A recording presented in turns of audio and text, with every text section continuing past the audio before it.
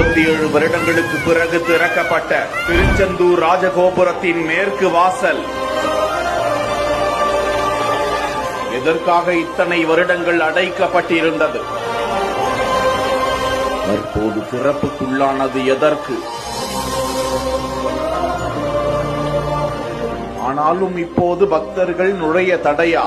என்னதான் நடக்கிறது மேற்கு வாயிலில்?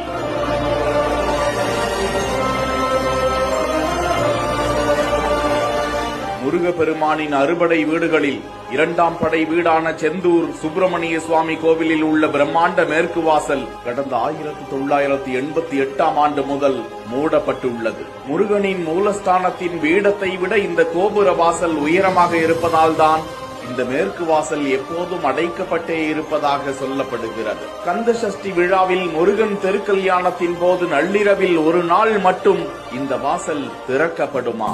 அந்த நேரத்திலும் பக்தர்கள் உள்ளே செல்ல அனுமதி கிடையாது என்று சொல்லப்படுகிறது. 1988ஆம் ஆண்டுக்கு முன்பு வரை இந்த வழியாகத்தான் பக்தர்கள் முருகனை சென்று தரிசனம் செய்து வந்தார்களாம். இந்த நிலையில் தற்போது 300 கோடி ரூபாய் செலவில் கோவிலில் திருப்பணிகள் நடந்து வரும் வேளையில் அந்த மேற்கு வாசல் திறக்கப்பட்டிருக்கிறது.